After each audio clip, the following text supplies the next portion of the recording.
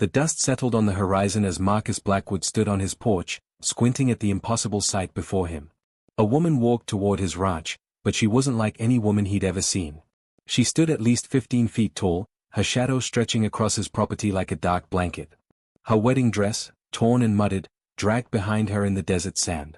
Marcus had been alone on this ranch for 7 years, ever since his wife left him for a city lawyer. The isolation had become his companion, the silence his only friend. But now, this giant woman stumbled toward him, her face streaked with tears, her eyes desperate and afraid. "Please," she called out, her voice booming yet trembling. "I need help. Something's wrong with me." Marcus didn't move. His hand instinctively went to the rifle leaning against the doorframe, but something in her eyes stopped him from reaching for it. This wasn't a threat. This was a person in agony. As she drew closer, he could see the details of her face. She was beautiful, even in her distress. Her dark hair cascaded down her shoulders, and her green eyes sparkled with unshed tears. The wedding dress suggested a story he wasn't sure he wanted to hear. "What happened to you?" Marcus finally asked, his voice steady despite the absurdity of the situation. "I don't know," she sobbed, dropping to her knees in front of his house. Even kneeling, she towered over him. "One moment I was at my wedding, and then I felt this horrible sensation. My body started growing, and I couldn't stop it. Everyone ran away screaming. My fiancé, my family, everyone." Marcus studied her carefully. In his decades of ranching, he'd seen strange things in the desert. Lights in the sky, animals behaving oddly, even a meteor that crashed into his south pasture. But nothing like this. "How long ago?" he asked. 3 days, she whispered. "I've been walking, trying to find help. But everyone who sees me either runs or tries to shoot me. I'm so tired, and there's this terrible sensation that won't go away." "What kind of sensation?" Her face flushed red, and she looked away. "It's embarrassing. It's like something is moving inside me, down there. It itches and crawls, and I can't make it stop. I'm going insane." Marcus had dealt with sick cattle, injured horses, and all manner of ranch emergencies. But this was beyond his expertise. Still, he couldn't turn away someone in need, no matter how unusual the circumstances. "Let me get my medical supplies," he said. "I'm not a doctor, but I've patched up plenty of creatures on this ranch." "You're not afraid of me?" she asked, hope flickering in her eyes. I faced down mountain lions, rattlesnakes, and a tax auditor. You're just tall." A small laugh escaped her lips despite her pain. "My name is Eleanor. Eleanor Crawford, or it was supposed to be Eleanor Hastings after today." "Marcus Blackwood. Welcome to Blackwood Ranch, Miss Crawford." He disappeared into his house and returned with a large wooden crate filled with veterinary supplies. His mind raced through possibilities. Could this be some kind of allergic reaction? A parasite? Desert fever took many forms, but nothing like this. Eleanor shifted uncomfortably, her massive form casting the entire front yard into shadow. "It's getting worse," she said through clenched teeth. "Please, you have to help me. It feels like something is alive inside me, moving around. I can't bear it much longer." Marcus looked up at this giant woman in a ruined wedding dress, desperate and alone, and made a decision that would change both their lives forever. Whatever was happening to Eleanor, whatever strange force had transformed her and now tormented her, he would find a way to help. In the vast emptiness of the desert, two lonely souls had found each other in the most unexpected way. "Tell me everything," he said. "Start from the beginning, and don't leave anything out." Eleanor's story spilled out between gasps of discomfort. She had been marrying Thomas Hastings, a wealthy banker from San Francisco. The wedding was held at a prestigious hotel, with 300 guests in attendance. Everything had been perfect until the moment she drank the ceremonial wine. "It tasted strange," she explained, wincing as another wave of sensation coursed through her body. "Metallic, almost electric. Within minutes, I felt dizzy. Then the growing started. My dress ripped, the ceiling seemed to drop, and everyone became so small." Marcus listened intently while setting up a makeshift examination area in his barn. He'd cleared out the largest stall and laid down clean hay. The space was designed for horses, but it would have to do for his extraordinary patient. "Did anyone else drink the wine?" he asked. "No, it was a special bottle, meant only for the bride. An old family tradition from Thomas's side. His grandmother brought it." Eleanor's eyes widened. "Oh God, do you think she did this to me? But why?" "Let's focus on helping you first. Lie down here as comfortably as you can. Eleanor carefully positioned herself in the stall, her body taking up nearly the entire space.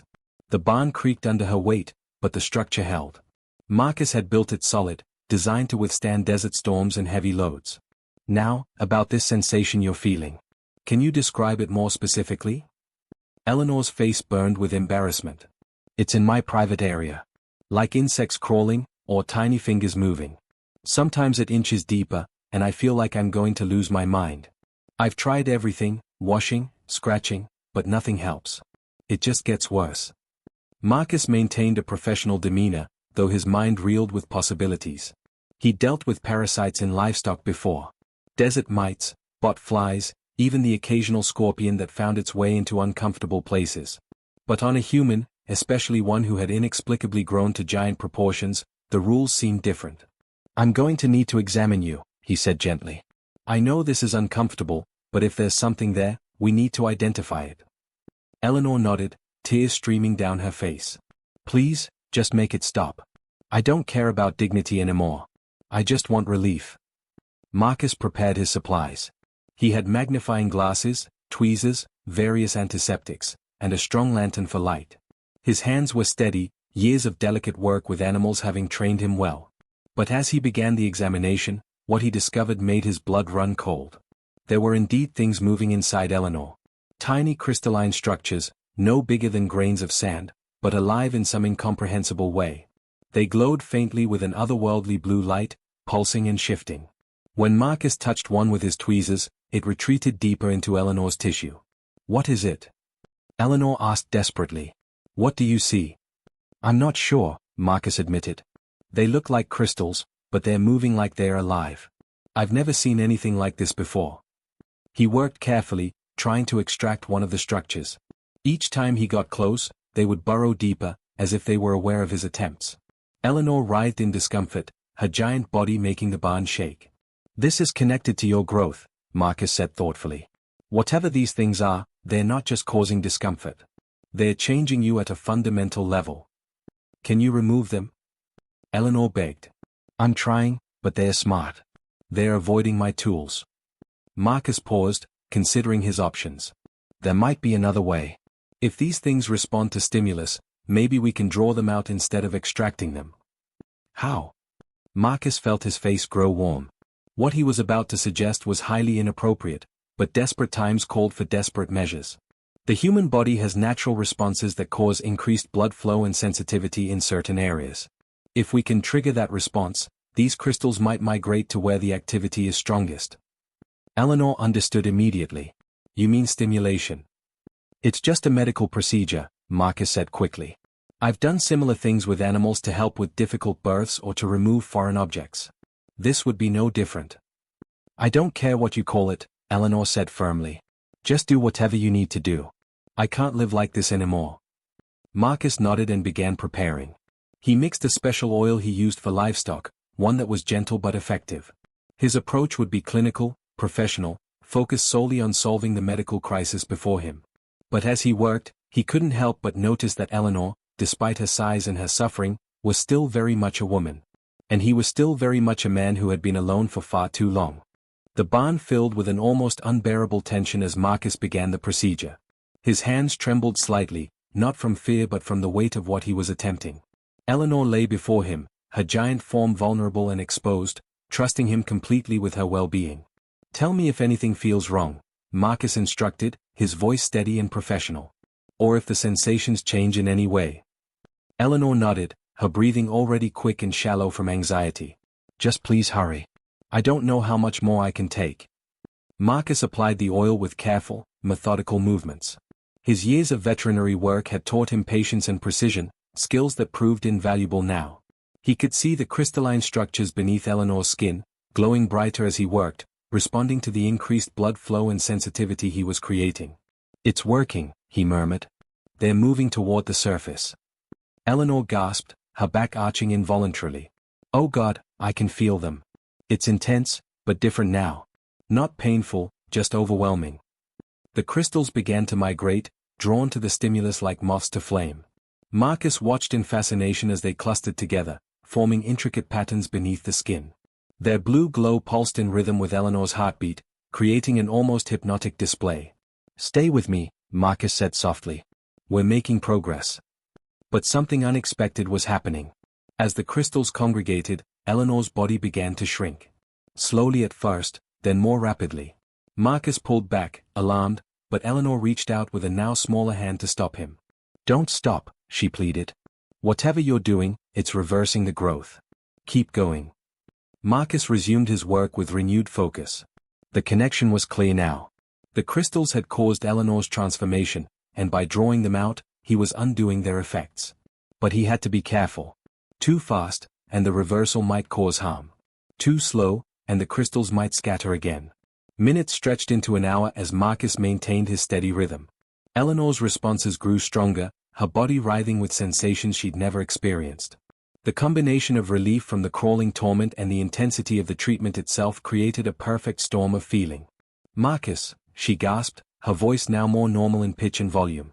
"Something's happening. I feel like I'm going to explode." "Let it happen," he encouraged. "Your body knows what to do. Trust the process."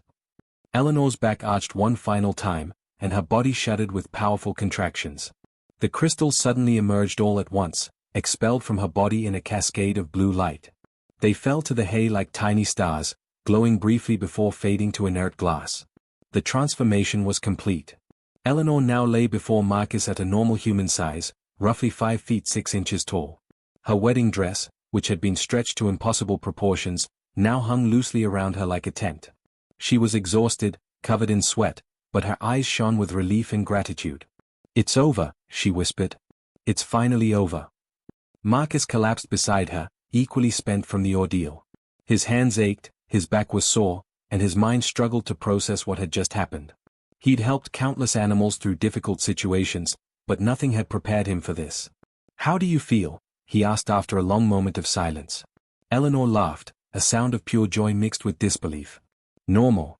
Completely and utterly normal. No more crawling, no more itching, no more feeling like I'm losing my mind."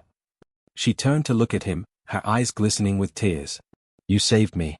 Everyone else ran, but you stayed and helped." Marcus sat up, maintaining a respectful distance now that the emergency had passed. "What will you do now? Go back to San Francisco? Try to salvage your wedding?" Eleanor's expression darkened. "Go back to a man whose family poisoned me? To a life where people would always remember me as the giant bride who ruined her own wedding? No, that life is over." She stood slowly, testing her restored body. Every movement felt miraculous after days of being trapped in an unwieldy giant form. The barn suddenly seemed enormous around her, a reversal that made her laugh again. "Besides," she continued, looking at Marcus with an intensity that made his breath catch, "I think I found something better here. A man who didn't run. A man who saw me at my worst, my most vulnerable, and helped me anyway." Marcus felt his heart race. "Eleanor, you've been through trauma. You shouldn't make any decisions right now." "I'm not deciding anything permanent," she assured him. "But I'm also not leaving. Not yet. If you'll have me, I'd like to stay here for a while. To recover, to figure out my next steps. To get to know the man who saved my life."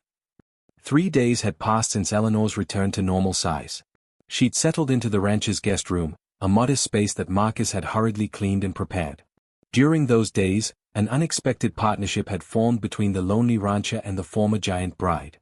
Marcus had collected the crystalline structures in a glass jar, intrigued by their properties. They remained inert, but occasionally one would flicker with that strange blue light when Eleanor walked past. It was clear they retained some connection to her.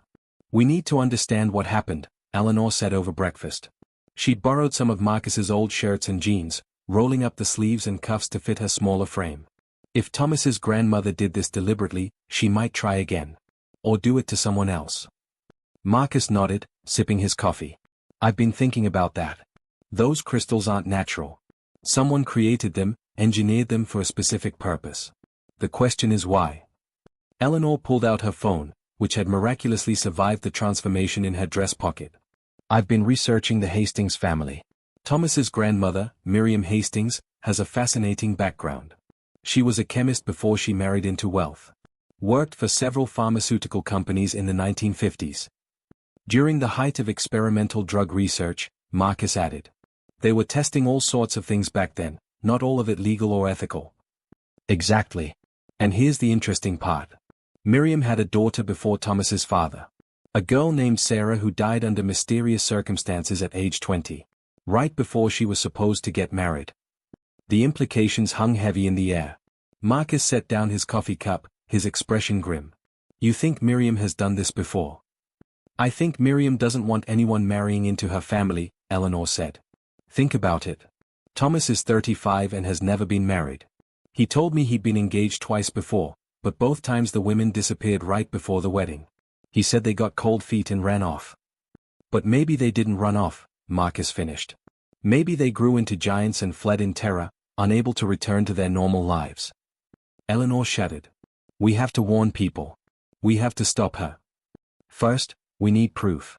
And we need to understand these crystals better. I have a friend, Dr. Sarah Chen, who runs a private research lab in Nevada. She specializes in unusual biological phenomena. If anyone can analyze these things, it's her. They made the drive to Dr. Chen's facility that afternoon. The laboratory was tucked away in a nondescript building outside Reno, but inside it bristled with cutting-edge equipment. Sarah Chen herself was a sharp-eyed woman in her 40s who greeted Marcus with genuine warmth. Marcus Blackwood, as I live and breathe, she said. It's been what, 5 years? And you bring me a mystery. How delightful. Marcus introduced Eleanor and explained the situation, leaving out the more intimate details of the treatment. Dr. Chen listened with growing fascination, her scientific curiosity clearly piqued. May I see these crystals? Marcus handed over the jar. Dr. Chen held it up to the light, watching the structures shift and occasionally glow. Remarkable. They respond to Eleanor's proximity. There's definitely a biological component here, something that bonds with the host's DNA. She spent hours running tests while Marcus and Eleanor waited anxiously. When she finally emerged from her analysis, her expression was grave. These are nanotechnology, Dr. Chen explained. Incredibly advanced, decades ahead of anything publicly available. They're programmed to enter the bloodstream, bond with human tissue, and trigger exponential cell growth. The crawling sensation Eleanor described was the multiplying and spreading throughout her body. Can they be traced? Eleanor asked. Can we prove Miriam created them? Better than that. I can show you who manufactured the base components. These particular nanostructures use a proprietary crystal lattice configuration patented by Hastings Pharmaceutical Industries in 1963. The patent is in Miriam Hastings's name. Eleanor felt vindication and horror in equal measure. She's been developing this for decades. Perfecting it. How many women has she destroyed? Dr. Chen pulled up information on her computer. According to public records, there have been 17 unexplained disappearances of women engaged to Hastings family members over the past 40 years. 17 women who vanished right before their weddings, never to be seen again. 17 lives ruined, Marcus said quietly. We have to stop her. The question is how, Dr. Chen replied. This is powerful family with unlimited resources. They'll have lawyers, connections, ways to make evidence disappear. You need more than just scientific proof. You need a confession. Eleanor stood, her jaw set with determination. Then I'll get one. Miriam thinks I'm gone, vanished like all the others. But I'm going to walk back into her life and make her answer for what she's done. Marcus grabbed her arm. That's too dangerous. If she's willing to transform women into giants, there's no telling what else she might do. I have to try, Eleanor insisted. For myself, and for all those other women. Someone has to hold her accountable. The three of them spent the evening planning. Dr. Chen would prepare detailed documentation of her findings. Marcus would accompany Eleanor as backup. And Eleanor would confront Miriam Hastings, wearing a hidden recording device, and get the truth on tape. The Hastings estate loomed before them like a monument to old money and older secrets. Marcus parked his truck a block away, checking the recording equipment one final time. Eleanor wore a wire beneath her borrowed clothes, the tiny microphone invisible but powerful. You don't have to do this, Marcus said for the 10th time. We can go to the police with what we have. And they'll bury it, Eleanor replied. Rich families like the Hastings don't face consequences unless you force them to. This is the only way. She kissed him quickly, surprising them both. In the past few days, something had grown between them. Born from crisis, nurtured by trust, and deepened by shared purpose. Whatever happened next, they would face it together. Eleanor walked up to the estate's front door and rang the bell. A butler answered, his eyes widening in shock at seeing her. Miss Crawford? But we thought. I'd like to speak with Miriam Hastings, Eleanor said firmly. Now. She was led to a sitting room where Miriam waited, elderly but sharp-eyed. The old woman's face barely registered surprise at Eleanor's appearance. So, Miriam said calmly, you survived. You're the first to come back. How many? Eleanor demanded. How many women have you destroyed with your poison? Miriam smiled coldly. 17 before you. All of them threats to my family's legacy. You see, my dear, the Hastings fortune isn't built on banking. It's built on secrets, on research that the world isn't ready to know about. Every woman who married into this family gained access to those secrets. I couldn't allow that. So you turned them into monsters? Drove them away in shame and horror? I gave them a gift, Miriam corrected. The gift of transformation. Most of them probably died in the desert, unable to cope with their new size. But a few, like you, might have survived.